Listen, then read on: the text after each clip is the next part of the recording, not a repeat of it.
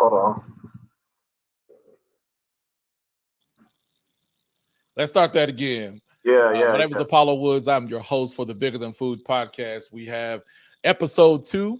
So we have an exciting host. This is our first time talking on live and in person. But before we get to that, I just want to show y'all some of a dope reel that he sent over to us so you get an idea of this amazing black chef from South Carolina, right? Yes, sir. In the building. From South Carolina. So then we'll get into it. And then just be right back in just 1 second so you see how dope this guy is. Got the sauce. Who made the sauce? I made the sauce. Who got the sauce? I got the sauce. What's in the sauce? I am the sauce. Who brought the sauce? I brought the sauce. Who made the sauce? I made the sauce. Who got the sauce? I got the sauce. What's in the sauce? I am the sauce. Okay.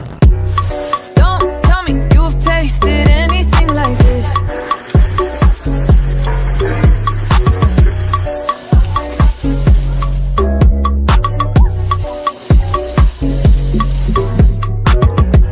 I got the recipe. Hit 100 degrees.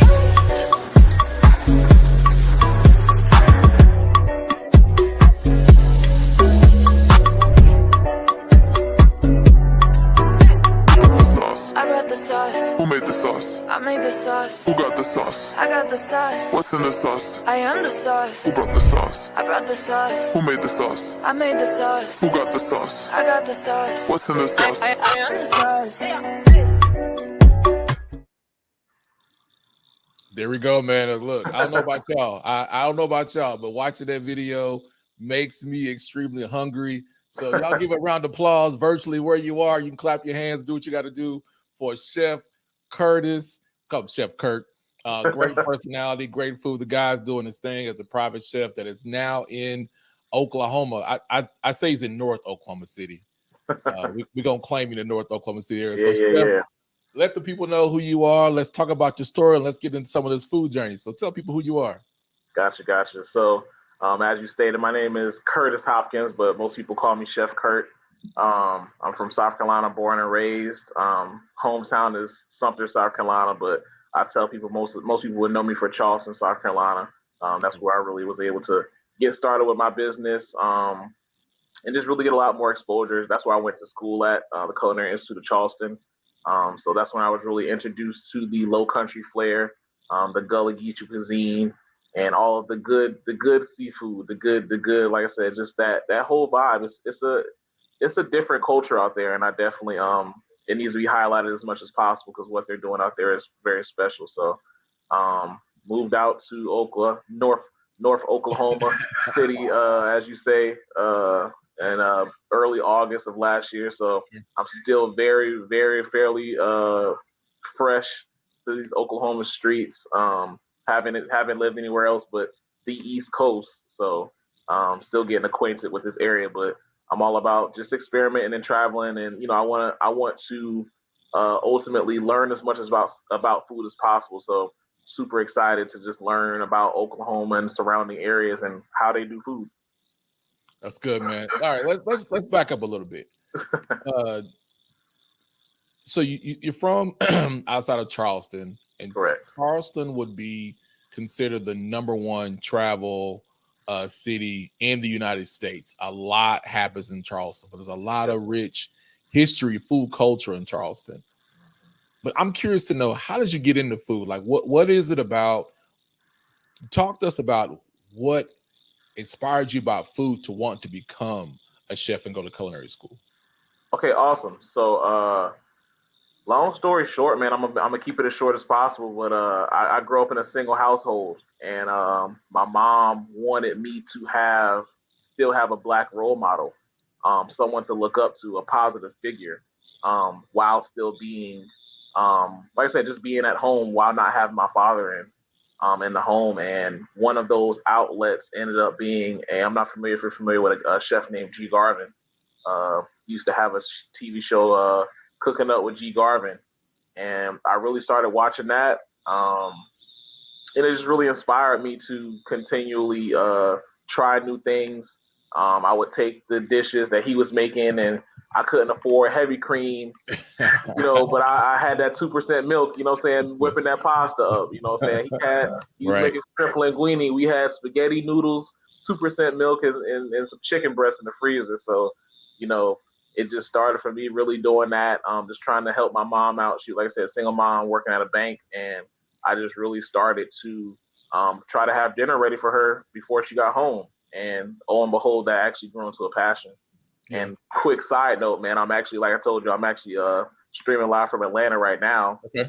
where G Garvin is from, and I actually had the honor of dining at his restaurant and meeting him in person last night. So yeah, he was one of the. I remember him because he was one of the first. I guess that comes to mind.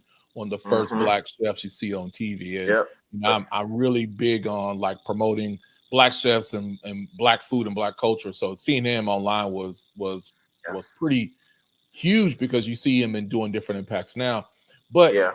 like going back a little bit further, so Okay. you talked about this beautiful story about this relationship between you and your mom, and you wanted to be helpful to your mom, but what was it about food? What made you say, like, man, we don't have heavy cream, but if I churn this milk a little bit more or mix a little bit more, put on heat, it turns into cream. But what is it about? Do you remember when you got excited about cooking? Well, I've been in the kitchens ever since as early as they remember, 6 or 7 years old. And I mean, if I'm just being really truly transparent, I mean, it's just me being a fat kid. Like, I didn't want to, I didn't want to have to wait for nobody else to go in the kitchen and make me nothing. It really started with my grandma. She used to make something called banana pancakes, and it always trips me out. You see, commercialized places, a banana pancake with sliced bananas on top, and that's not what I'm talking about. It was a way to repurpose over ripened bananas. So she would always have bananas every week sitting outside, and any ones that started to turn black, she would mash it up, mix it into the pancake batter, and make us what is now our iconic family banana pancakes. So that's really one of some of the earliest roots that got me really into cooking for myself. Mhm. It's interesting that we talk about how we just take food and are resourceful with it.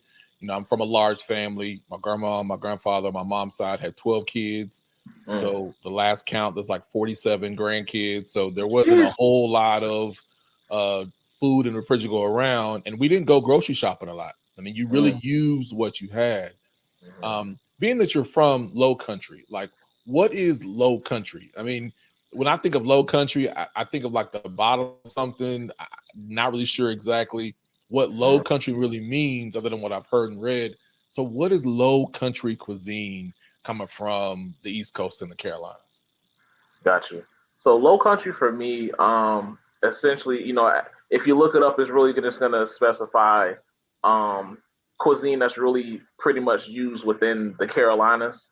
That was pretty much established within the Carolinas. So, and a lot of our pretty much localized ingredients that we use is like fresh okra, tomatoes, Carolina gold rice, things of that nature, like things, like any other area, things that grow in abundance.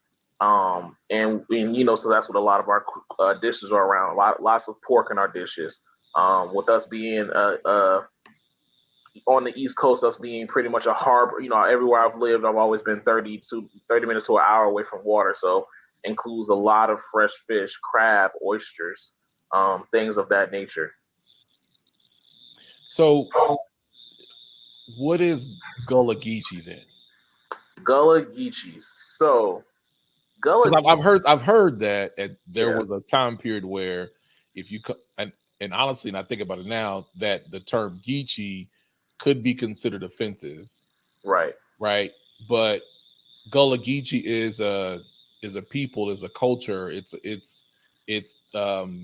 connections to and mother country in Africa. So that's what comes to mind for me because my this soul connection to food, and they talk about seafood and rice and etc. But from you living in the culture and you being from the region, what is Gullah Geechee? Okay. Gullah Geechee for me is way like outside of everything I just kind of explained. Um, it's just really a deeper, richer heritage behind, like you said, not just kind of Americanized cooking, but really the influence of the West African area, and things that they used to do like jollof rice. They get into like the Sea Island peas and red rice. It's just really way more of. It's really hard to describe it because when you really talk about Gullah Geechee, it's not even really just food. It's the culture. Like I said, it's the paintings. It's the It's a language. Yeah, it literally it's a language. Like it's a whole culture. And it's really also connected to the Creole. Like a lot of things, Gullah Geechee is really closely similar to what's going on in New Orleans, with that type of like gumbo. Um, yeah, like really like gumbos and stews. Like I said, that's they really. I wouldn't say because I don't want to offend nobody. I wouldn't say hand in hand, but you could really call it pretty much brother and sister. Like Right. pretty much if you've heard how people talk in New Orleans, Louisiana, it would sound very similar to you listening to Geechee Gullah talk. Right. Hey, I don't know if there's somebody near you, but I'm getting a little echo feedback from a phone line or whatnot. There's like two things going on. Okay. But like when I did some research on Gullah Geechee culture, a lot of it, rice is a huge part of the cuisine and the culture, and there's language there too. So let's fast forward to when you decided that you wanted to go to culinary school. Do you remember that moment where you were like, you know what, I'm good at this, but I want to learn more. I want to learn the craft and skill of a chef, and decide to go to culinary school. Do you remember what that moment was for you? Um, I grew up in church. I've always essentially known, like I said, from a young age, I've been cooking. And I just remember being at a service one day, and there was a prophet in town, and he was really just saying, like, these guys don't know nothing about you, but they know stuff about you. And he just was saying, like, hey, I see you owning, 3 restaurants one day. Wow. And honestly, that's really all I needed. Like ever since then, my life has been solely geared to just pursuing culinary and being the best that I could be in the area. Like I don't like the word GOAT. I feel as though there's many greats. Like there's not just one. I just do my best to portray and put out this gift that God has given me the best way that I can. To not just to boost myself, but to also and continue to influence, just how G. Garvin influenced me at a young age, to begin cooking, to just be able to be an influence to any other people, any other young people, but definitely young Black people that may be interested in culinary, because a lot of people that are interested in culinary get shade away from it just because parents might not think that it's a real profession, or we just eat. That's not really a job. And I'm like, yeah, we out here doing it. Like, don't you don't get it twisted. So yeah. What were you say some of your big influences in chefs? Like if you were to name, like, here are my top 5. These are my top 5 influence chefs. They can be current day, they can be past, it can be somebody that you knew that we don't know anything about. Like, what would you say you're like, these are my top 5 powerhouses of Black chefs? Okay. It's gonna slim down when you put Black chefs on there, because like as you're saying, it's been an epidemic for a while. It can be 3. It's cool. Yeah. So definitely, like I said, G. Garvin is definitely at the top. Current day, someone that I get a lot of inspiration from would be a chef out of Spartanburg, Greenville area. His name's Stephen Beatty. He's been featured on the Food Network twice. He does beautiful, immaculate carvings, and just his perception on food, like how he breaks down, like even going into creating a dish, how his mind works is differently. He starts with the colors. Yeah. Like he doesn't necessarily start with the food. He starts with the color and the presentation of how he wants it to look. And just his understanding of food is definitely inspiring. I probably say my next one would be another peer of mine, which is Chef Dotson. Michelin star chef, also a Food Network champion. And I love food, but that guy loves food on a different level. Like, I'm very much going to give you an elevated, or what I like to call sophisticated Southern cuisine. So, Yeah. comfort food with fine dining spin on it. But this guy likes to take it to the next level and will serve you one item 6 ways on the same plate. Yeah. I've noticed that there's a lot of echoes from somewhere. I've noticed that people have an opinion about how Black chefs perform. Because when you think about African American cuisine, it's heavily tied to soul food. And soul food definitely does get a bad rap.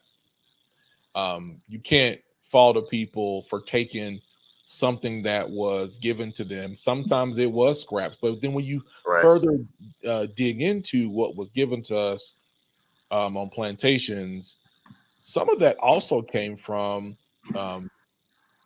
like from the tribal, from being in the tribe, from being in Africa, that was applied here, because the only reason why there's rice is because rice being harvested is because You brought it of over. African people. When you think about okra is not indigenous to America. So okra came here, and this is I'm not gonna say the movie, I'm not trying to promote, but when you think about if you really take a detailed look at movies that depict slavery, and women braided their hair. So braiding their hair was more of a function of not just preserving their hair, but they Right. would weave in seeds of okra, and they would weave these in as they come across Right. those horrible conditions on those ships, and they Right. plant and harvest there because that's all they had. Yeah. Harvesting those seeds. So when we talk about the history influence of Black chefs in African American culture, it is deep. And now you look at where people would poke fun at chitlins and pork belly and pig belly and bacon, and now pork belly is becoming a very common thing to use in Oxtails. recipes, right? Oxtails, right? Kale, throwaway food, greens. So now Neck greens are bones. being commoditized as in certain places.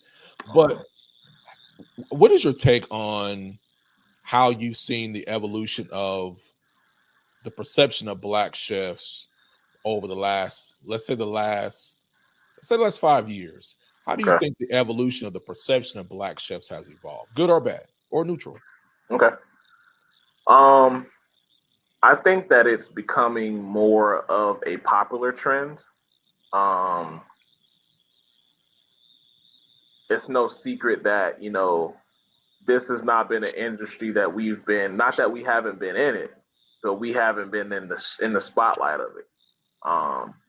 So I think within the last 5 years, it's become a lot more of a popular thing to see a Black chef. I think more people want to experience that, just because, again, outside of food, we just come with a different type of swag. We come with a different type of energy. And of course, that gets transferred into the food, and just what we're able to present on the plate. Because, food for me has always been art. It's not just what you eat or what you cook, but it's an art form.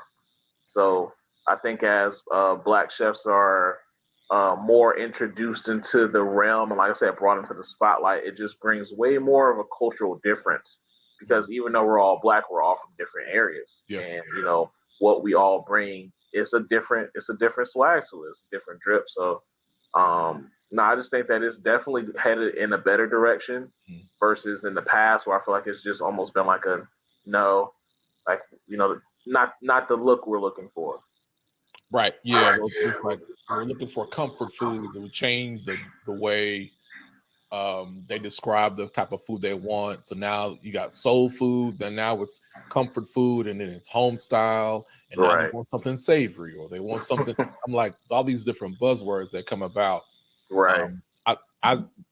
I started to probably a couple years ago, I noticed when I would go into restaurants that were not Black owned, the response I would get when I found out that the chef was Black. Because when you're back in the kitchen, you don't see people. Right. You don't really see who's back in the kitchen. Every once in a while, you kind of peep and see.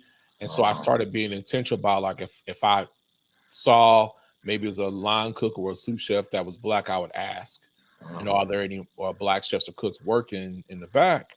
And remember the first time I asked, hey, can you go get the chef for me? And I was at a local restaurant and came out, and he was shocked. Because especially when you're talking about here in Oklahoma, where we're 5% of the state population, you don't see a lot of us. You become conditioned to be unseen. Right. And then when I came out, I said, hey man, this is who I am.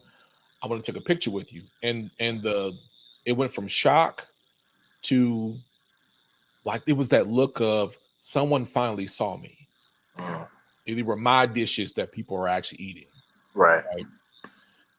Have you felt that before? Yeah, I mean it's definitely a part of what we do is for the acknowledgement of who we're doing it for.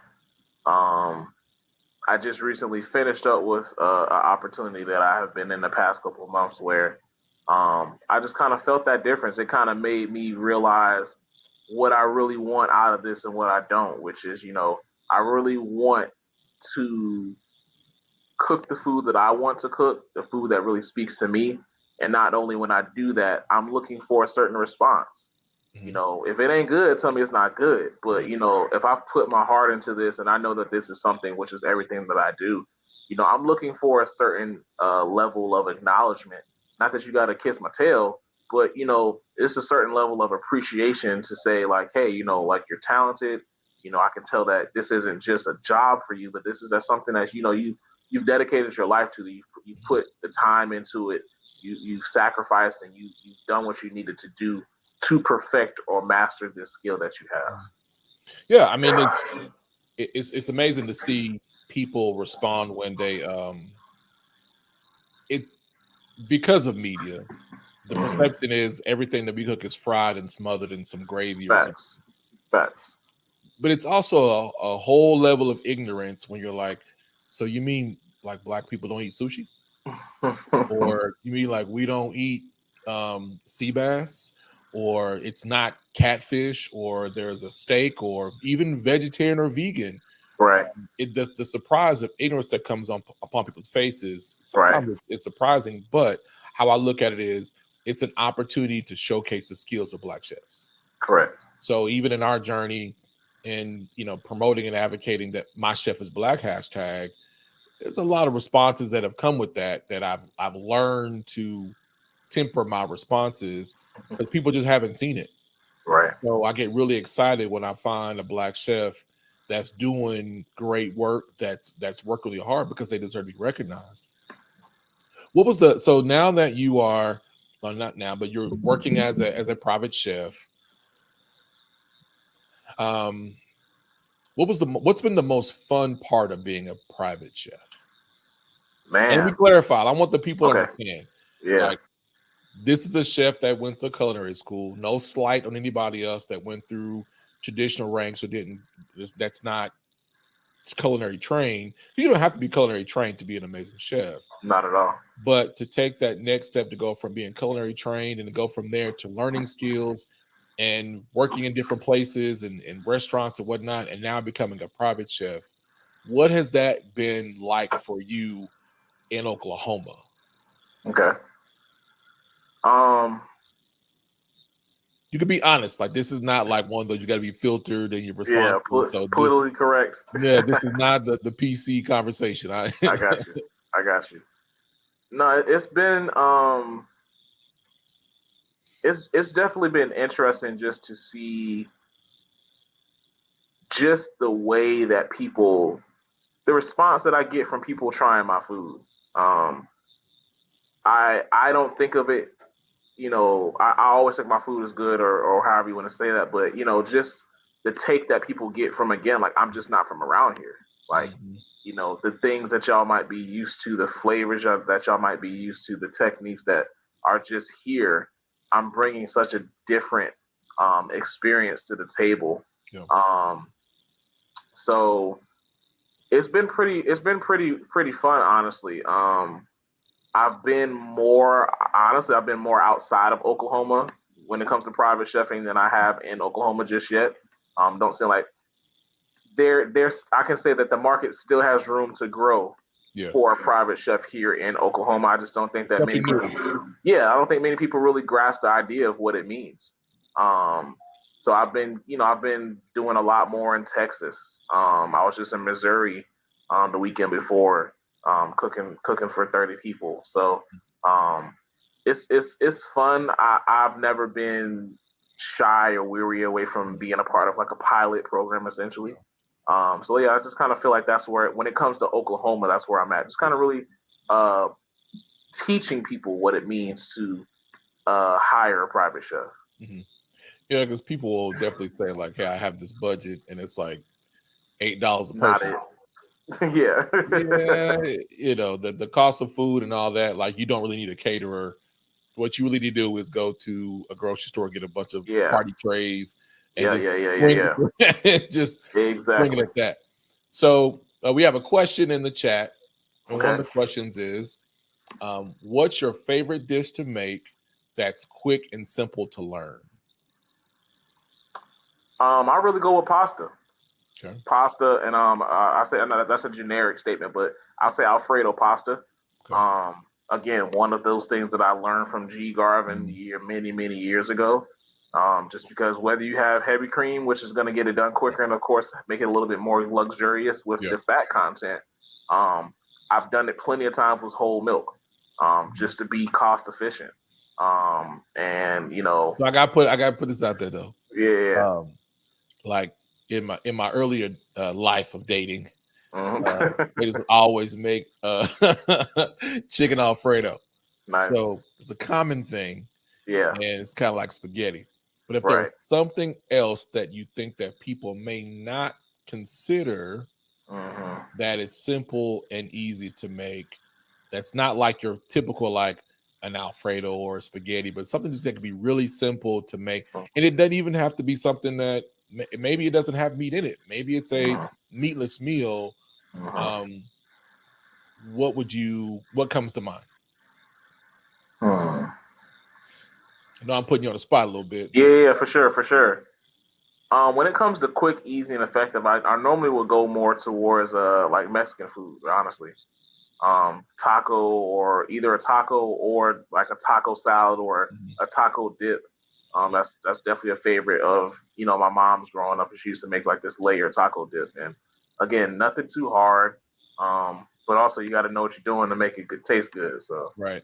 So I was watching this show on Netflix recently, and they were talking about Mexican food and Spanish food, and in the show, the host, who was Hispanic, I believe she was Hispanic, but the guest at that time was from Mexico, and they said the burrito is not originated from Mexico. Right. I was like, what? But when they broke it down, they talked about how flour is not indigenous to Mexico. But even flour wasn't indigenous to Spain. So how did it get there? Through merchant trade and whatnot. Right. So it's interesting that, so when you talk about something you would choose, I think the assumption would have been something that's more like close to us. Right. But when you think about food and how there's so much overlap, like corn is something that's indigenous to Mexico. There's a lot of corn things in Mexico. So the corn tortilla, not the flour tortilla, is something that's common. Right. But then when you think about how flour got there, different things, there's all this intersection in culture. So when you create a dish and your brain is going through the science and taste and profile of creating a dish, you're creating from the place of what does world food look like? Right. And how can I put that on the plate? So if you had your dream person to cook for, that's not a chef, who would that be, and what would you prepare for that person? Can't say Oprah either. Let's see. I would probably say a dream person would probably have to be maybe Ty Tribbett. Okay. Big influence on my life growing up. just always loved his energy. That's where I get a lot of my energy from, a lot of my bouncy, fieriness from. And I mean, I'm a seafood guy, which is kind of crazy living in Oklahoma now because I was like, what does a landlocked state mean? Yeah, we don't have a lot of fresh seafood here. Yeah, it's tragedy. The research I should have done before I moved. I would definitely have to cook them up some seafood, whether that just be a seafood boil. I like to do layers, so I'm really big on surf and turf, whether I do a nice marinated, grilled, dry aged ribeye, top that off with either some king crab or some jumbo shrimp or some scallops, some lobster. Like I said, I'm always gravitating towards the seafood because that's my thing.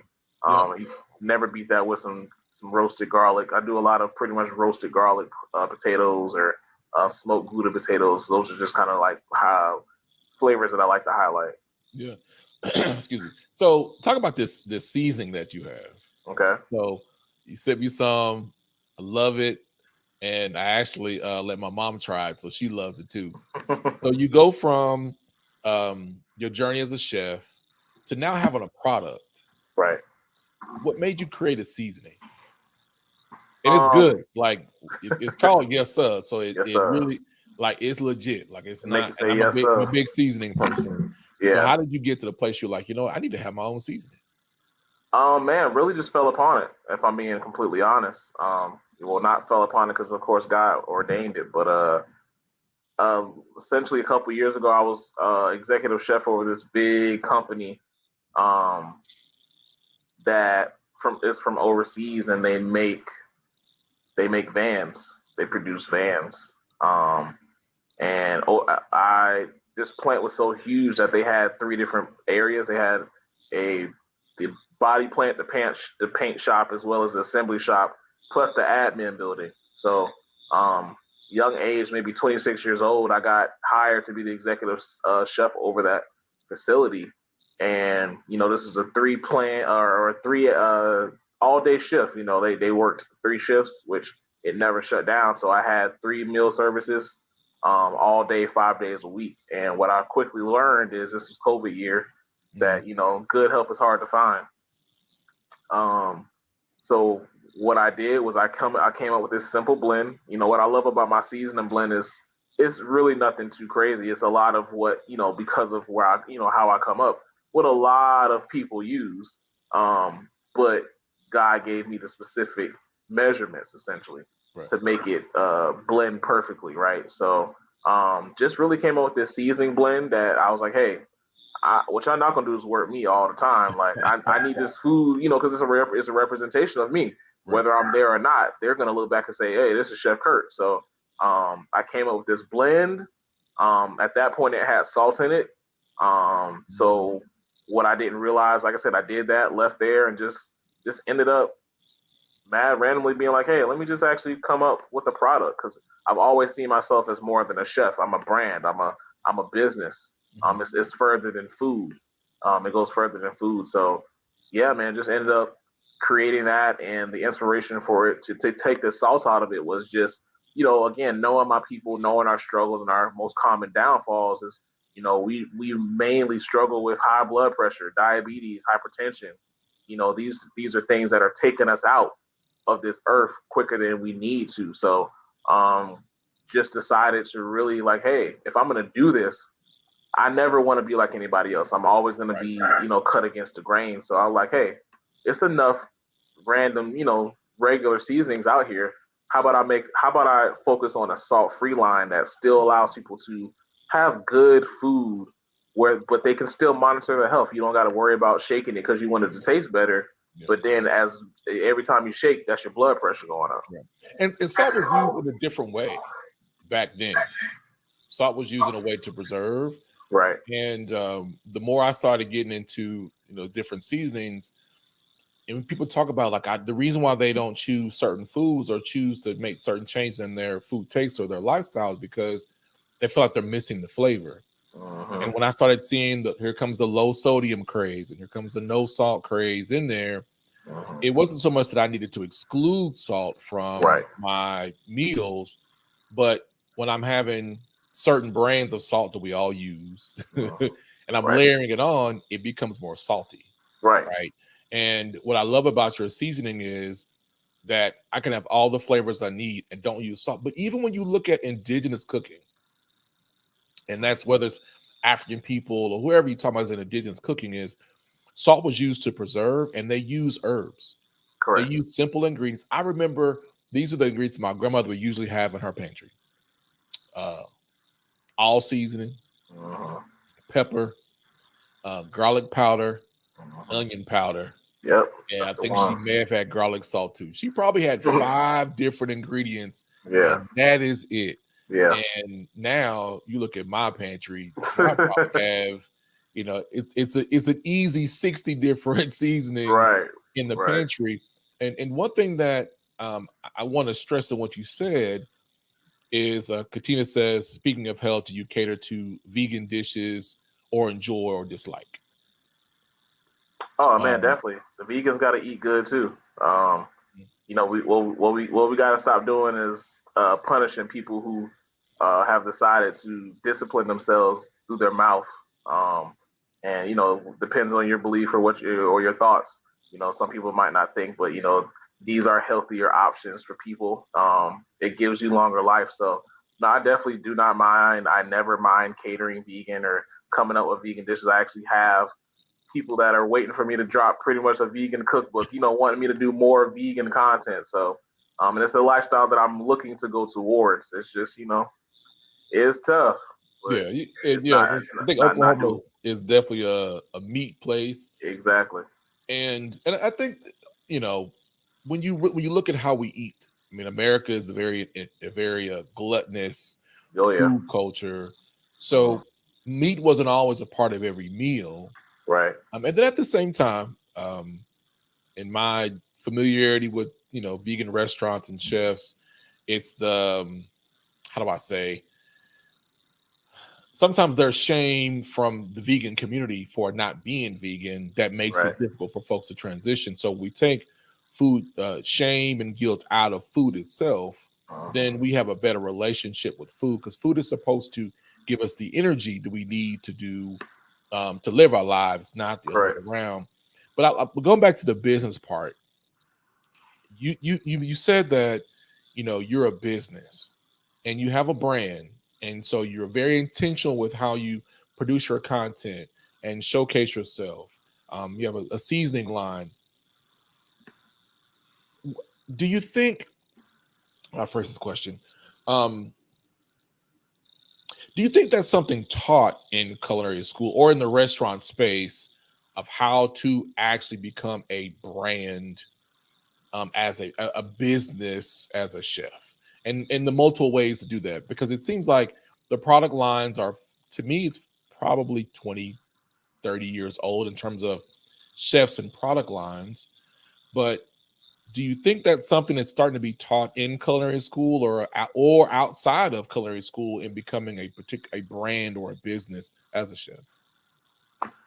Yeah, unfortunately, I don't believe it's been a while since I've been in culinary school. Not that long, but long enough.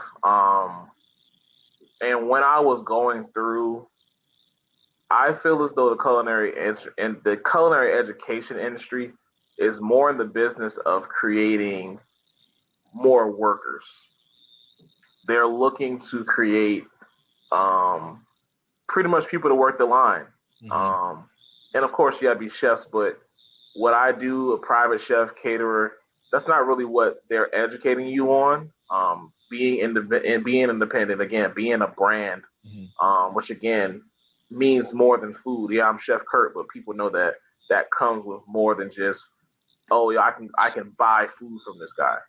Um, so I think that there definitely has to be way more education when it comes to just more of the avenues that are available if you have a passion for food. It Mhm. doesn't always mean that you have to just be a line cook or a sous chef or a prep chef. It's just so many different things that you can do as a chef to um, just express your art, express your gift. And I love the fact that you relate back to talk about your passion and your purpose. And I have to talk about this because, um, You are definitely someone that's come out of the church. I see a lot of you giving praise and honor to God for your purpose. You mentioned Ty Tribbett. You've worked with some big names in the state of Oklahoma, especially doing some work in Tulsa. How does this fit?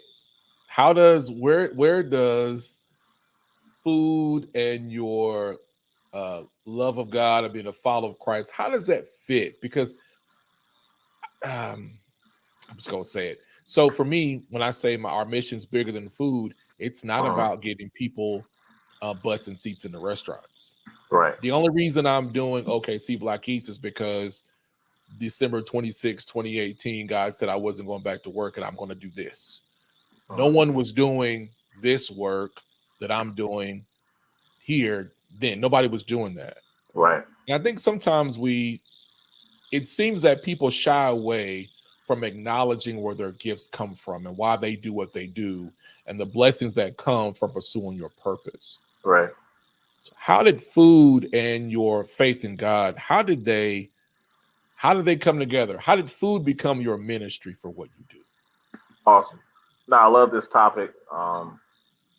Essentially, like for a long time, yeah, I looked at me being, a culinarian as just, a means of income, and didn't realize how much that I was feeding people, not just physically but spiritually. Um, it's a transfer of energy. So I've noticed if I'm having a bad day, probably not the best day for me to be cooking because it's gonna be that energy is gonna be transferred, and it might not be that the food is nasty, but it's not gonna be at the level of excellence that I know that he's given me to perform through. And like I said, just more recently realizing that this isn't just a business. This is my ministry. This is the gift that God has given me to put me in certain rooms, put me in certain areas to be able to, minister. People can feel my love through the food. You never know what people are going through. So even me just preparing something out of love, serving it to them out of love, treating them with kindness, you never know how much effect that could have on a person's life. And like I said, I just know that I've been called to not just feed people physically, but spiritually. So the conversations that I'm able to have when I'm in my clients' homes with them, even if it's nothing too deep, even if it's just to show them my walk. So, how'd you get to Oklahoma? We talking about right now, man. I literally dropped everything. I had current businesses in South Carolina, and just really wanted to. I have been watching this church on YouTube called Transformation Church. I'll plug them because that's my people's. Have been watching them online, and for me, if you can orchestrate change in my life across the screen, and I can feel His presence across the screen every single time, I'm just interested enough, and I'm just curious enough in my God to chase that versus chasing success. Because as a good book says, He'll give you the desires of your heart. So I just firmly believe that if I would choose Him and really pursue growing spiritually, that everything else that I desire in terms of my career would follow. Has becoming an entrepreneur and taking that leap to leave the comfort of where you are to go into a place that's unfamiliar. I've been in my devotional time. Abram has been part of. No, it's big Abram. It's big Abram. Yeah, okay. That's Talk what about that. Says. Yeah, no, I mean that's really what I'm feeling. That's funny you brought that up. Like it's literally an Abram move for me, which he told him, I'm going to send you to a land that you do not know to possess it. And that's very much what I feel coming out here. No disrespect to any other culinarians, but I'm still looking for this culinary experience to wow me and knock me out my pants. And I haven't gotten it. And it just leads me to believe that, hey, again, like, because you're bringing a different flair, a different taste, I've called you to this area to elevate this culinary scene. I'm glad you said that. And I'm born and raised in Oklahoma, and I lived in Houston for almost 18 years before coming back. I was almost 36 years old coming back. Okay. And being in a big city or a popular city there's a lot of people to access. There's a lot of resource in front of you, but you still have to compete for that attention in that space. And when I got back, it took me about 2 years to realize this. There's a lot of opportunity in Oklahoma. Uh-huh. There's really a lot of opportunity in Oklahoma, but being a part of the quote unquote minority group or a smaller population of Black people, it does really stretch you and teach you how to exist in spaces and not look for affirmations. Are there other people like me present? Uh-huh. And that's the part of ministry and being called to, and you're doing a bigger purpose. You're put in spaces that you are to grow and to develop, because there's somebody there that needs to see you. Now, Right. there's a lot that comes with that. Like it is not easy, when you're when you sense microaggressions, when you see blatant prejudice and racist said to your face, and you're treated like you are less than. That comes with a lot of ignorance in spaces like this. But at the same time, when you're doing things that are purposeful, especially in your purpose, you will Right. often find yourself in places of discomfort, because the pruning process is there to grow you, not to harm you at all. So we Right. can go to a little church in there, but Yeah, most definitely. but I'll take you. but how is that working for Transformation Church? It is the hottest church around right now. Mike Todd is doing his thing in Tulsa. I would say right now, he's probably the Transformation Church is truly considered transformational, in my opinion, and it's the biggest name that I hear about right now. So how was that working? Well, let me not assume. How was Transformation Church help you in your journey in culinary or making this Abram leap to Oklahoma? How has that been for you? Let's see.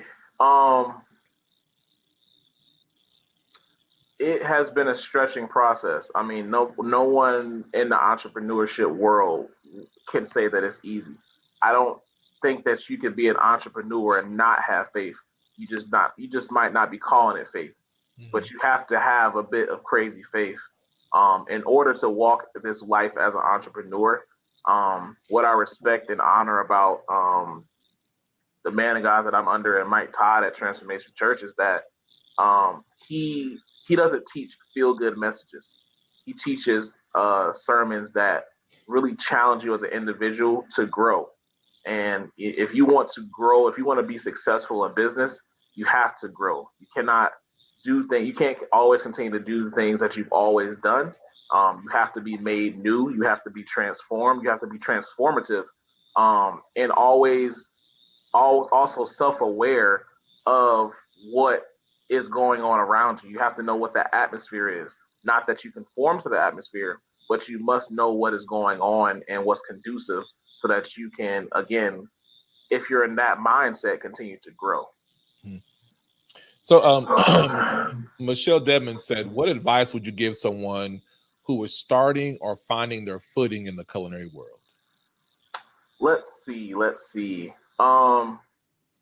I tell people this all the time, and I know they get a little nervous about it. Man, you got to give it away, and not to say, pimp yourself out, but with the confidence, not the confidence, but the confidence that I have in myself and the abilities that he's given me. When I first started this back in 2015, he literally placed it in my spirit as a niche. He said, "Hey, this was before Uber Eats, this was before DoorDash, and all of these things that we're so privy to now. Back when I started these businesses, there was the only thing you could get to eat delivered was a pizza. They used to do Chinese back in the day. That was lit. But you know what I'm saying? The good old days, right? You could only get a pizza delivered. So, him doing what he does, he gave me an idea just for me that no one else, it had my name on it. So I began to take food to dealerships, barbers, estheticians, makeup artists, things of that nature, bank tellers. And yeah, when I first started, if I'm being honest, nobody wanted to buy. I would make 15 plates and would maybe sell 2. And what ended up having to happen is, I promise you, instead of me going home with food, I was like, all right, check this out. It might be a loss today financially, but I'm going to leave these plates with y'all at this dealership. And I can promise you that next time I came back around, I had 15 buying customers. I had people willing to support because now they have sampled. We're in very much a sample world. Yep. People, everybody's not just gonna support you off the cuff of the muscle. So, once I realized that, yeah, sometimes I gotta give people a taste for free, what I'm saying, you're gonna come back because you're gonna actually now experience what I'm able to do. That's a good question. I'm gonna put a business twist on that. Okay. So essentially, what you did was you created a lead magnet. Mm-hmm. So the function of a lead magnet is to grab attention and to get those customers into your sales pipeline. So when I worked in corporate America in oil and gas, we would deploy a product or service. We would look at a set of customers in a market, and then we would go meet with them and we give them these trials, these free trials. Because once we started getting them to use that service, it becomes a part institutionalized in their space. So now they don't want to go without it. Right. And that leads to, well, the trial is about to end. If you want to continue using it, you got to buy it. Right. So I put that twist on people when you're factoring in launching your product. You have to build up an audience base if you don't have it. Right. So factor in how much of my product and my cost can I give away? Right. Because I'm giving it away not just because I want to have just anybody trying my food. Right. But am I getting my product in front of buying people to try it? Correct. Because like you said, you're bringing a different flair and different taste that they haven't tried. They can't find it in a restaurant. They can't find you in that space. So the only way they're going to be able to get it is, hey, general manager, hey, coworker, hey, let's call Chef Curt because we want him to bring some more food back to us because he has great food that we haven't tried. Right. So as you're talking about what you did was you use your food as a lead magnet to create brand awareness about you as a chef new to the market, getting their contact information, and then when they place an order, now you have a customer.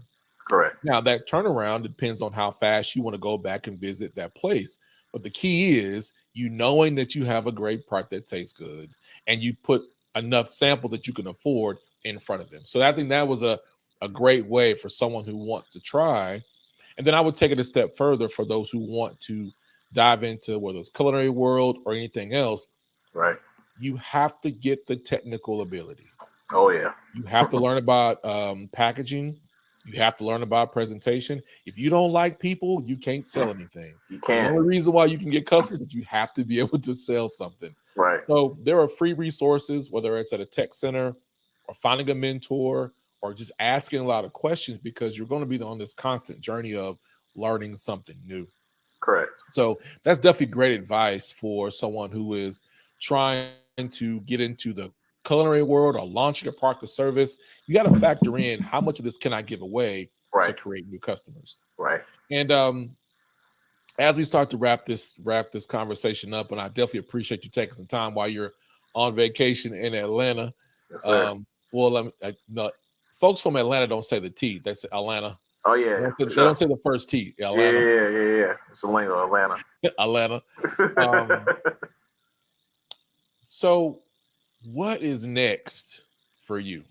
I get this question a lot, and people are surprised at what I tell them. Right. But what's next for you? Because you're operating your purpose. What's next? Or do you know what's next? Man, I was about to say, like, I again, man, everybody just don't get it. But I really try my best to be spirit led these days. So as much as I have plans and aspirations for myself, I'm really just staying submitted to God to see what it is that He wants me to do. Because we could do things in our own strength, and either they could be mildly successful or they can be not successful at all. So in this season, as I'm literally in a transition between, like I said, my last job and jumping back into full-time entrepreneurship, it's really just a season of just trying to listen. I know that I've done this business model in 2 other cities now, and it's been successful. But I never want to be confident. I want to be Godfident, which means knowing that this is something that He's given me to do here in this city. So definitely looking to continue to expand the private chef business. Like I said, continue to educate people on that. Definitely continue to hit these streets, start supplying these streets with food. I call it plate plugging, to actually give people the taste. You don't have to hire me as a chef, but you can still experience me on a more of a daily pocketable budget. And really just continue to hit this internet by storm. I see everything that everybody's doing. We've definitely become more into a cooking demo era when it comes to food. But I still, as he always does, I still see the niche as to what people aren't doing. Right. So in this next season, I'm definitely working on what I'm going to be doing visually. Like I said, to not be chasing and pursuing after anybody else, but to be going for the things that I know God has my name on. Yeah. It's always, it might be more challenging, but finding the lanes where there's less traffic in the long game is the best place to be. Oh yeah. I look at it as getting the HOV lane. Everybody's on the freeway. Everybody's in that traffic, but getting the HOV lane, 40 miles an hour, 55 miles an hour, passing up everybody else because you're in that HOV lane. All right, Chef, as we get ready to close this conversation, how can people find you? You talk about all this great food, teasing people with this low country Gullah Geechee culture and seafood and garlic and flavor and all you're doing. So how can people find you to follow you on social media, or if they're wanting to buy your seasonings, seasonings, how can people get in touch with you? All right, Beth. So it's a couple different avenues. Like I said, I try to keep it consistent. So website is the best option in terms of booking, private chef and inquiries. That's where you can also find my seasonings. I offer free websites online. And I'm also looking to expand that soon to even offer more. But people can find me at www.cookingwithchefcurt.com. And social media tags, you can find me on Instagram at ChefCurt100. And what was the last one more I lost? TikTok, because that's really important one these days. Would be just cooking, just Chef Curt, or Kitchen Clown, which if you use my tag. Cool. I put the URL in the comments, so that you see it on the screen there too to be able to find you. So Awesome. Y'all just make sure that you're following Chef Curt on social media. If you're in Oklahoma or you're outside of Oklahoma, he's a private chef. He will travel. You will definitely enjoy what he has to offer. And we as OKC Black Eats are definitely looking forward to getting you incorporated into the Black Chef Society things and Dinner in Black. We got a lot of things coming. You've been validated. Yes sir. Yes, Black sir. Brother KJ, Black Food Fridays. It's like, hey, you got to connect with that guy. So we'll definitely get you more incorporated into what we got going on here in Oklahoma City and across the state as well. I mean, I excuse me, I enjoyed this conversation. I'm glad we got a chance to connect. This time, this won't be the last time we're having a conversation. Yes, sir. But we'll let you get back to your vacation and enjoy your time. And when you get back, man, let's get together, get some food or some coffee or something. Let's do it. All right, man. Take it easy. Yes, sir. All right, good people. As we close out episode 2 of the Bigger Than Food podcast, that was Chef Curtis Hopkins from South Carolina. I learned a bit about what he does or his inspirations. And if you, as you watch the replay or listen to the replay, you hear how he talked about his inspiration of want to be helpful to his mom. When we're finding the things we're doing and in our purpose, there's this inspiration of why we start doing things that drive us. But he is not just a chef, but he's an entrepreneur. He's a businessman. He has a product and a service, and he's pursuing his passion and dreams. And I'm certain, excuse me, that he is going to do amazing work in Oklahoma and beyond. So watch this replay. Do us a favor and leave us a comment about the podcast. Share it with your friends. Listen to the replay. But tune in next Thursday at 12 noon Central Standard Time as we bring on another guest. It might be a DJ, might be another chef, might be just an amazing business owner or leader in the community. You never know what we have on the Bigger Than Food podcast. Thank y'all for tuning in, and we will definitely see you next Thursday at 12 noon Central Standard Time. Got the sauce. Who made the sauce? I made the sauce. Who got the sauce? I got the sauce. What's in the sauce? I am the sauce. Who brought the sauce? I brought the sauce. Who made the sauce? I made the sauce. Who got the sauce? I got the sauce. What's in the sauce? I am the sauce. Okay. Don't tell me you've tasted it.